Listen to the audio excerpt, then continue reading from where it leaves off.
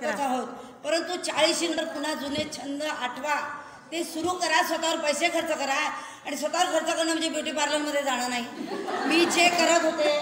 मी जे पूर्वी करत होते कॉलेजला असताना, माझं स्वतःचं बलस्थान काय आहे, माझी पॉझिटिव्ह गोष्ट कोणती आहे, ती मी कशी डेव्हलप करीन.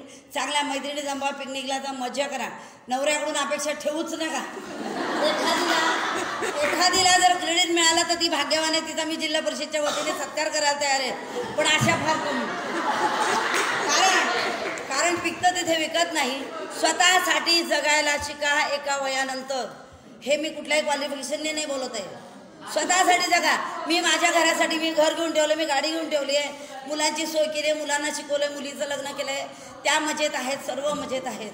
पुढच्या पिढीकडून आपण शिकायचं आहे. आता मी माझ्या मुलीकडून शिकते आहे. शनिवार रविवार मी घरच्या फरशा पुसत बसते. माझी मुलगी पिकनिक काढून जाऊन येते कुठेतरी, आणि मी विचार करते की माझी फरशी कशी चमकेल.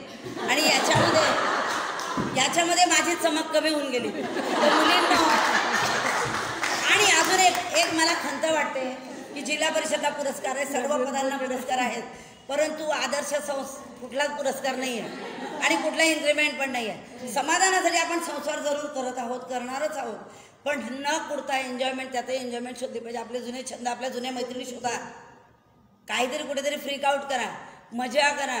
आणि माझं तर म्हणणं हे आपलं काम चालू राहणारच आहे. जिथे जाऊ तिथे हेवे दावे करण्यापेक्षा उसकी साडी मेरी साडी से सफेद क्यों, काही गरज नाही आहे.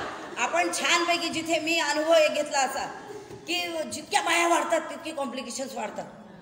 म्हणजे जिथे स्टाफमध्ये बायका वाढल्या, म्हणजे मी जेव्हा 5 पुरुषांमध्ये काम केलं, मी त्यांची मुलगी त्यांची बहीण बनली. जितक्या प्रमाणात बायांची संख्या वाढत गेली, कॉम्प्लिकेशन जास्त. ही शाणी ती शाणी. अरे आपण एन्जॉय करूया ना, जेवढी वर्ष सोबत आहोत आपण सोबत काम करूया, काही क्षण आपण यादगार बनवण्याचा प्रयत्न करू. नाही, ती ना अशीच आहे. सोडू आपण या गोष्टी, आपण टिपिकल बायका बनणं सोडू. आपण बाहेर पडलो ना, आपले बायकी स्वभाव घरी टाकून येऊ.